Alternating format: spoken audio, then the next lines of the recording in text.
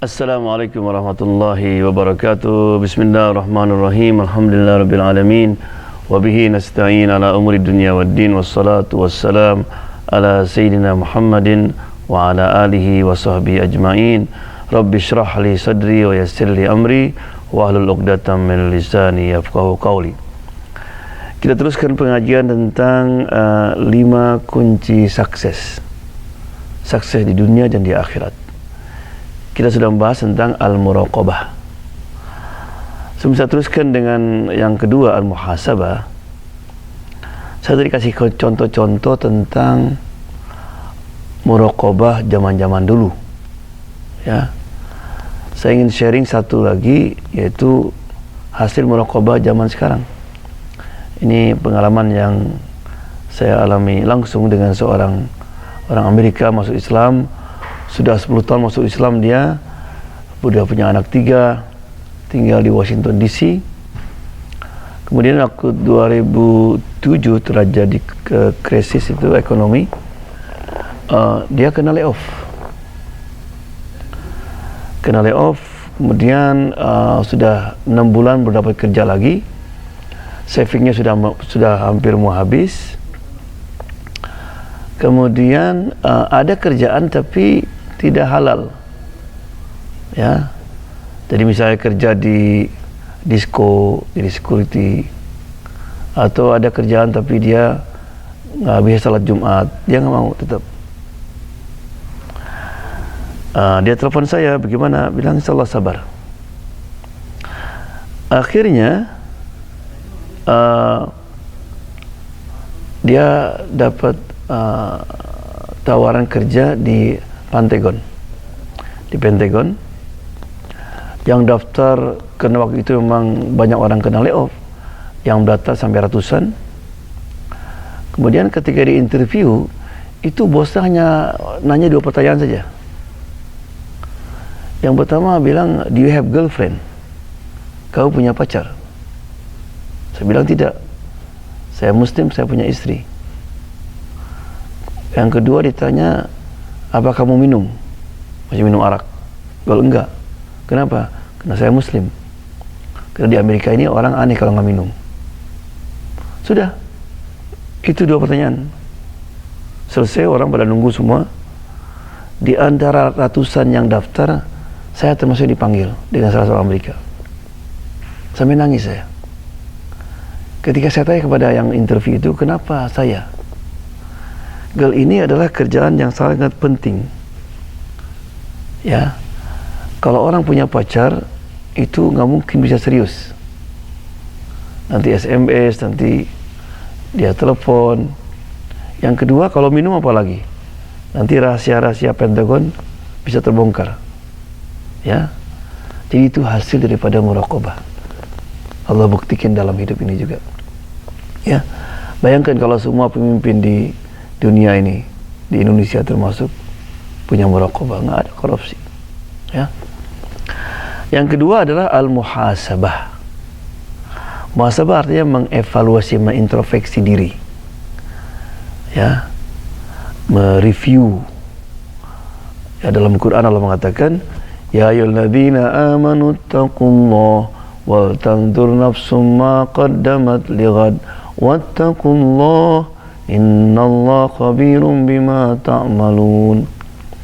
Hai orang-orang beriman, bertakwalah kepada Allah, dan hendaklah masing-masing jiwa itu memikirkan, merenungkan apa yang dia persembahkan untuk hari esok. Ini ayat dimulai dengan hai orang-orang beriman, bertakwalah. Diakhiri dengan kata-kata bertakwalah. Di sini berarti bahwa iman itu tanpa takwa itu tidak akan membawa kita kepada selamat di dunia dan di akhirat. Kemudian wal tandur artinya Allah supaya kita merenung, melihat, memikirkan tentang masa depan. Ghading di sini masa depan ini bukan masa depan hari besok. Ya, misalnya hari ini adalah hari Selasa, besok Rebo. Tidak. Ini maksud adalah hari besok adalah hari kiamat nanti. Manusia itu ada 3. Ada kelompok manusia yang selalu menangisi, merenungkan masa lalu. Itu kayak orang-orang Indian di Amerika, nyanyi, mereka nangis. Ada manusia yang hanya concern, memikirkan masa kini. Itu kebanyakan orang di barat. Makanya iklannya Nike itu just do it. Udah jangan mikirkan masa depan. Ya. Nah, yang paling bagus adalah Allah mengajarkan kepada kita agar kita memikirkan masa depan. Karena mau tidak mau kita akan hadapi itu. Allah dalam surat Al-Ma'arij, innahum yarawnahu ba'ida. Mereka itu melihat hari akhir itu adalah jauh sekali. Kita wa narahu qariba. Kita selalu memandang itu dekat. Mungkin besok terjadi. Ada sebuah fakta yang tidak bisa kita pungkiri. Ya. Itu bahwa manusia itu adalah lahir, kemudian dia sedikit-sedikit menjadi kanak-kanak, menjadi remaja, dia kemudian study, dia graduate, kemudian kawin, punya anak, kadang-kadang sampai punya cucu, tapi akhirnya kemana? Pasti ketemu dengan Allah Subhanahu Wa Taala. Ya. Nah, bukankah satu hal yang sangat penting kita renungkan bagaimana pertemuan kita dengan Allah Subhanahu Wa Taala? Ya. Bisa teruskan. Malah kadang-kadang ada orang tidak sampai ke sana, masih muda sudah meninggal. Orang kadang-kadang kalau orang meninggal, kenapa meninggal dia? Oh, dia akan punya penyakit kanker. Bukan. Dia kan sudah tua. Nah, itu bukan mati itu bukan karena itu. Mati tanpa alasan. Mati adalah karena sudah datang ajalnya. Makanya ada kisah lucu, ada seorang muda didatangi oleh malaikat. Kaget dia. Loh, saya belum siap. Kata malaikat, sorry. Menurut daftar yang ada pada saya, kamu adalah the next. Loh, saya belum siap. Saya menjalankan tugas. Terus kata orang anak muda sudah tahu dia tidak bisa, lari pada mati. Saya masih ada waktu berapa lama? Ya, sekitar setengah jam lagi. Boleh saya jamu kamu dengan makan? Boleh. Dijamu makanan enak-enak. Jadi sangat enaknya sampai malaikat itu tidur. Waktu tidur, itu anak muda itu diambil daftarnya, nama dia ditaruh di paling bawah. Begitu malaikat bangun, mereka bilang, oh terima kasih banyak, makanannya enak sekali. Karena kamu ini orang baik, maka saya akan rubah. Saya mulai dari bawah. Tentunya ini bukan cerita benar ya, karena malaikat tidak makan. Ini fiction. Tapi moral story bahwa bagaimanapun kita ya berusaha, kalau ajal sudah datang nggak bisa bungkir lagi. Ya. Nah, kita pasti nanti akan ketemu. Dan ketika ketemu dengan Allah SWT, kita renungkan. Allah akan tanya kepada kita, hei hambaku, apa yang kau bawa pada hari ini? Aku kasih kamu 70 tahun, 80 tahun, 60 tahun. Dan aku ciptakan semua alam ini untuk kamu. Matahari terbit, terbenam, ya, hujan, pohon-pohonan tumbuh, itu untuk kamu. Binatang coba. Coba kalau kita hari ini makan ayam saja, itu bayangkan ayam itu hidup, tidur, makan dalam 2 bulan misalnya untuk kasih makan kita, makan siang itu. Kalau kita makan sapi, bayangkan itu sapi hidup 2 tahun ya untuk kasih makan malam untuk kita. Ya. Jadi kita mesti merenungkan. Allah akan tanya, aku kasih berapa amanat kepada kamu? Ya. Anakmu amanat, istrimu amanat, agama ini amanat. Ya. Bagaimana kamu melaksanakan amanat ini? Kita aja kalau kita kirim anak ke sekolah, ya, kita biayai, setelah 4 tahun kita akan tanya, gimana sekolahnya? Mana ijazahnya? Gitu. Allah juga demikian. Kita dikasih hidup di sini dengan segala sesuatu. Dan Allah katakan tujuan kamu hidup ini adalah untuk mengenalku, untuk mengabdi kepadaku, ya, dan sebagainya dan sebagainya. Ya. Nah, ada 4 hal yang perlu kita mengadakan muhasabah, introspeksi. Sebelum saya bacakan yang 4 ini, saya akan bacakan sebuah hadis. Nabi mengatakan, al-kayyisu man dana nafsahu wa amina lima ba'dal maut. Orang yang bijaksana yang selalu menintrospeksi dirinya, selalu mengevaluasi perbuatan-perbuatannya, terutama perbuatan-perbuatan yang jelek. Kemudian dia bekerja keras untuk apa yang akan terjadi setelah mati. Wal ajizu man atba nafsahu hawa. Sedangkan orang yang careless, yang tidak peduli, ya, itu orang yang selalu mengikuti hawa nafsunya. Kemudian dia menaruh harapan kepada Allah SWT. Maksudnya malas salat, malas puasa, malas ibadah. Dia nggak care halal haram, tapi dibilang nggak apa-apa, Allah kan Maha Pengasih Penyayang. Itulah kata Nabi orang yang rugi. Ya. Nah, apa 4 hal yang perlu kita renungkan? Dalam sebuah hadis Nabi mengatakan, la tazulu qadama abdin hatta yus'alu an arba.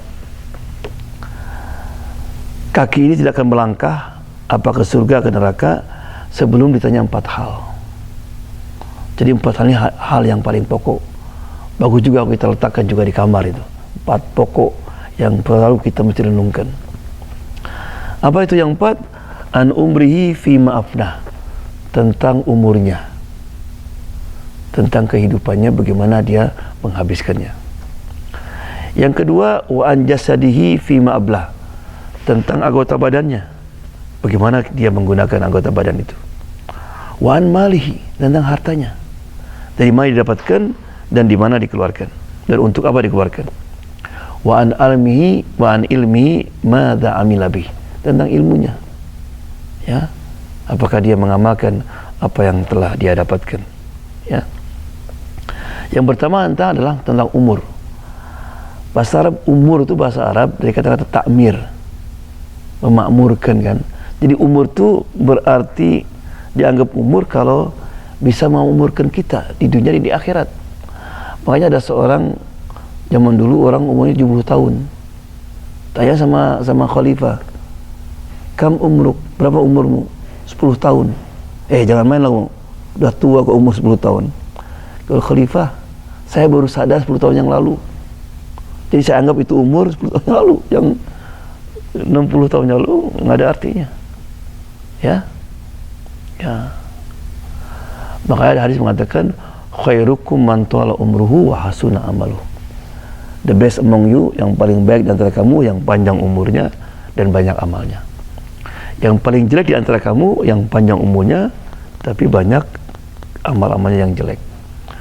Makanya katanya kalau orang sudah umur 40 tahun itu belum istiqomah, itu dicium di dahinya sama setan. This is my best friend. 40 tahun, makanya Nabi kan diangkat semua 40 tahun. Itu waktu mesti orang sadar kembali kepada Allah Subhanahu wa taala. Dan kalau kita dikasih ekstra umur, kita harus bersyukur kepada Allah Subhanahu wa taala. Ya. Ada dua orang sahabat Nabi Muhammad SAW dulu, mereka selalu bersama-sama, ya, salat bersama, dagang bersama, saling sangat mencintai bersama. Yang satu meninggal dalam medan perang, itu lagi meninggal setelah seminggu. Sahabat lagi muji, oh alangkah indahnya keduanya sekarang bersama-sama di surga. Kata Nabi, siapa tahu. Loh kenapa? Kan yang meninggal seminggu setelahnya dia banyak amal-amal yang ekstra. Berapa salat, berapa sedekahnya misalnya, berapa tasbihnya. Itu seminggu itu bisa membuat orang tingkatnya lebih tinggi lagi. Karena surga itu ada 100 tingkat. Ya. Kata Imam Ghazali, kalau kita ini hidup oleh Allah dikasih 60 tahun dan kita tiap hari tidur 88 jam, itu berarti berapa? 20 tahun hanya habis untuk tidur. Bayangkan itu. Kemudian kalau kita salat tiap hari itu 5 menit, berarti sehari hanya 25 menit untuk Allah Subhanahu wa taala. Subhanallah. Ya. Nah, juga waktu yang Allah akan tanya tentang apa kamu, makanya ada seorang gubernur dulu, Umar itu selalu meriksa gubernur-gubernur dia di tempat-tempat yang lain. Jadi ada gubernur Hamas, itu di Syria. Zaman waktu musim haji ditanya orang Hamas, gimana gubernurmu? Nah, dia bilang baik, tapi dia ada 3 kelemahan. Apa kelemahannya? Pertama, dia selalu datang lambat. Yang kedua, kadang-kadang dia itu lagi enak-enak, dia misalnya ceramah, tiba-tiba kayak pingsan. Kemudian yang ketiga, dia kadang-kadang tidak mau kalau kita minta temu di malam hari. Umar datang ke Hamas, kumpulkan orang semua. Di situ gubernur ada. Apa keluhanmu? Apa yang pertama tadi? Dia datang lambat. Gimana gubernur? Kata gubernur, ya Umar, saya sebenarnya nggak mau ceritakan, tapi ya terpaksa. Saya ini punya anak banyak, nggak punya apa-apa di rumah kadang-kadang. Jadi kalau pagi saya mesti cari makanan dulu. Saya selalu bikin adonan, itu bikin roti. Kadang-kadang harus cari kayu. Nggak ada pembantu saya. Umar senyum, alhamdulillah. Berarti sangkaan saya baik. Karena Umar itu tidak ngangkat gubernur kecuali dia tahu. Yang kedua, katanya kamu kadang-kadang pingsan. Ya, ketika itu saya menyaksikan ketika Khubayb disiksa. Orang-orang pada ketawa. Badannya dicincang satu persatu. Saya masih kafir ketika itu. Saya takut hari kiamat ditanya sama Allah, kenapa kamu diam saja? Ya, maka kadang-kadang saya pingsan takut. Kemudian kenapa kamu tidak mau kalau orang minta kepada kamu supaya bertemu waktu malam hari? Ya Umar, satu hari penuh siang saya berkhidmat kepada manusia. Kapan saya bisa berkhidmat sama Allah SWT? Kalau malam juga saya berkhidmat kepada orang, kapan dengan Allah Subhanahu Wa Taala? Ya, maka kita juga akan ditanya nanti tentang hak Allah Subhanahu Wa Taala. Hak istri, apa kita ada waktu untuk istri? Ya, kadang-kadang orang saya kan sibuk. Ya, siapa yang paling sibuk di dunia ini? Nabi Muhammad SAW. Dia nabi, dia jenderal, kepala negara, tapi masih ada waktu untuk menyempatkan waktu dengan istrinya, anak-anak. Allah akan tanya, ya, berapa lama waktu yang kamu gunakan dengan anak-anak, ya. Kemudian juga dakwah dan sebagainya, ya. Oleh karena itu maka waktu yang Allah berikan ini jangan kita sia-siakan. Makanya ada Allah bersumpah dengan wal asri, demi masa. Kata-kata asar itu artinya memeras, asar. Makanya orang Arab kalau minta jus itu namanya asir, asir mangga, asir bertukol, orange juice. Nah, untuk dapat orange gimana? Mesti diperas. Nah, Allah juga ingin kita supaya memeras waktu itu sebaik-baiknya sampai waktu asar. Gitu kan, habis itu waktu asar kan. Nah, jadi jangan ada waktu yang terbuang. Ada seorang supir taksi, itu pintar dia, diperas waktunya itu. Gimana? Pokoknya dia tiap hari mesti store sama bosnya $600. Dia dapat banyak, lebih dari situ, kadang-kadang 700, 800. Tapi untuk supaya dia income-nya lebih banyak, dia tidak wasting time. Gimana? Kalau malam temannya suruh nyetir, yang penting 100, 200 store tiap hari. Jadi dia pun tidur dapat untung. Nah, kita pun demikian. Bagaimana caranya? Kalau kita didik anak kita, didik istri kita, ya, kita bawa teman kita, dia mulai dekat sama Allah ke masjid, kita tidur pun apa mereka kerja kita dapat untung. Itu maksudnya. Ya. Jadi jangan sampai kita menyia-nyiakan waktu. Jadi itulah yang pertama, kita mesti muhasabah apa? Waktu.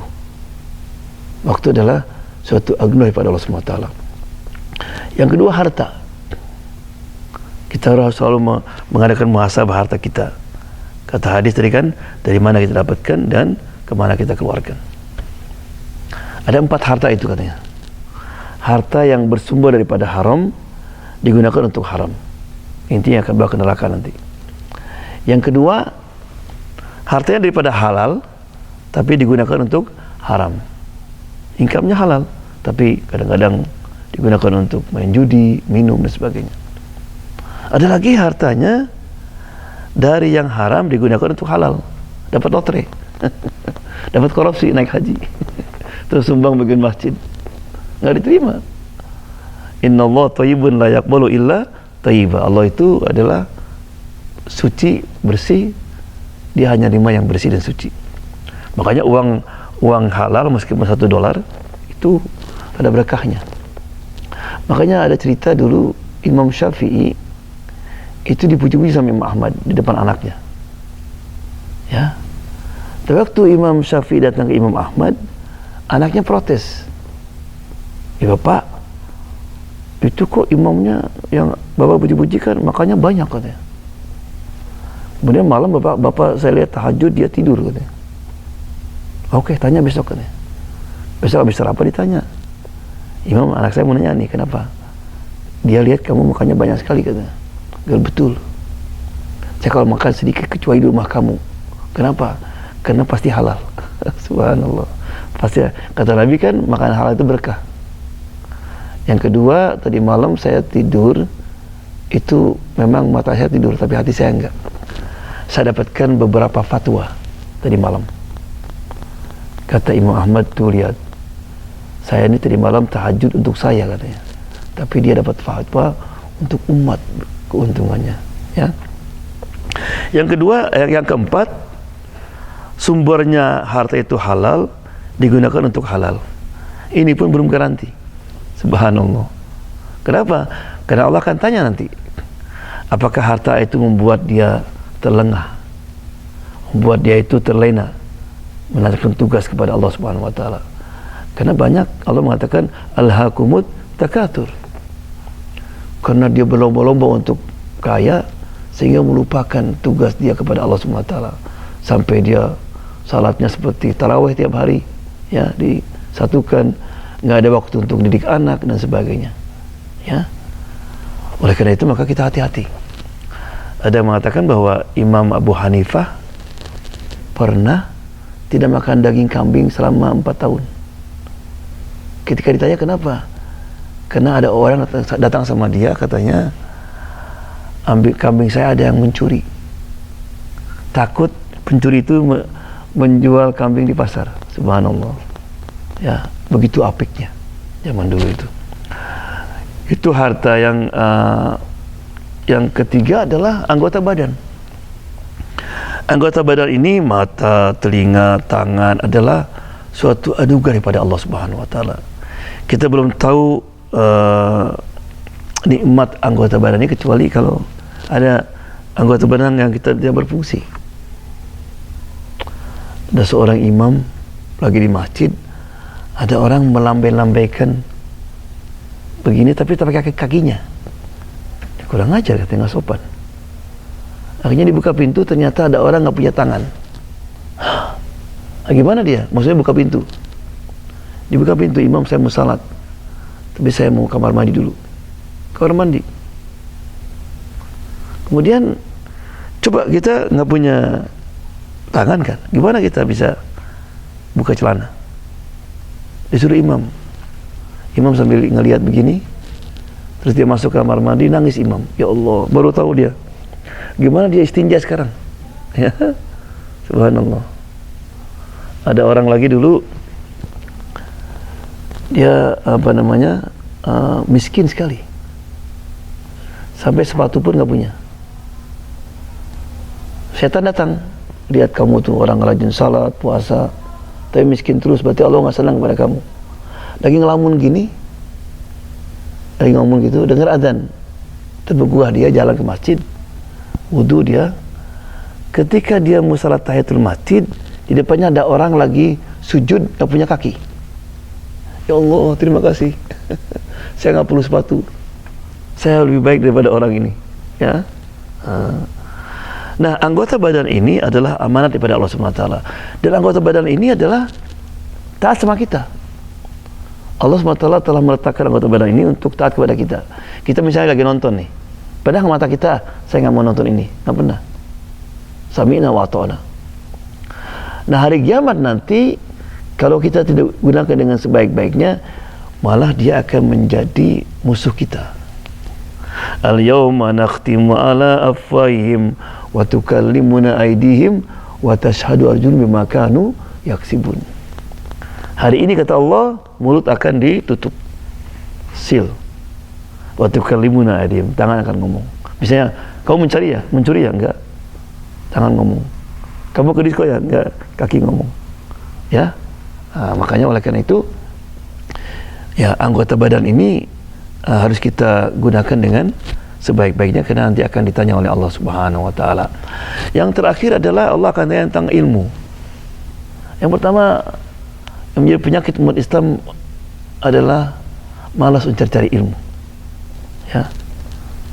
Malas.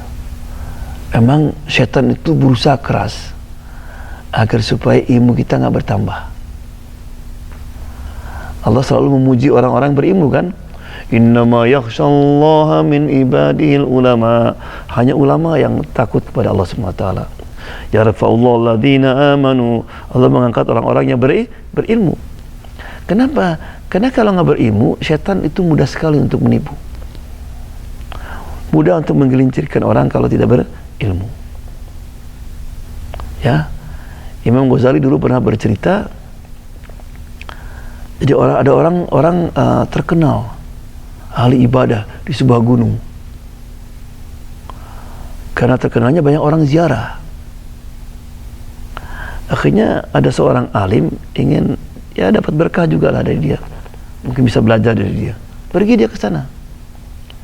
Di sana ada kebun, ada macam-macam, ada keldai situ. Ditanya, gimana kamu kok milih tempat di sini? Oh, saya berijtihad. Karena kalau saya tinggal di rumah dengan masyarakat terganggu terus ibadah saya.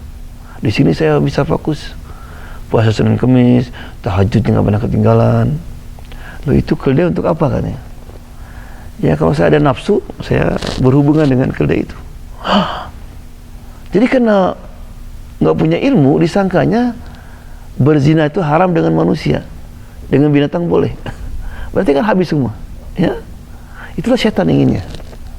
Nah, yang kedua juga kalau kita dapat ilmu, itu tanggung jawab. Ya, makanya saya pernah ceritakan dulu ada seorang namanya bahasa Arabnya Bahlul. Orang Bahlul ini gila enggak, waras juga enggak, in between dalam bahasa Arab. Dia jual tengkorak. Tengkoraknya sama tapi harganya beda-beda. Yang pertama gratis. Yang kedua paling juga $10 lah kalau di sini. Yang ketiga mahal sekali. Karena orang Bahlul jadi orang memang orang Bahlul. Ada orang penasaran. Bahlul, kenapa kalau tengkorak ini sama harganya lain? Kamu ingin tahu? Gak lihat. Diambil tusuk sate. Kemudian dimasukkan yang pertama. Ketika dimasukkan, gak masuk-masuk. Kemudian tuh, makanya gratis. Yang kedua, dimasukkan telinga kanan, keluar telinga kiri. Yang ketiga, dimasukkan, terus berhenti. Nah, orang yang mencari ilmu, orang yang mendengarkan majlis ta'lim juga sama. Ada yang kayak pertama, gak umpan-umpan, mentul. Dikasih Quran, hadis, ini halal haram, nggak ada hasilnya.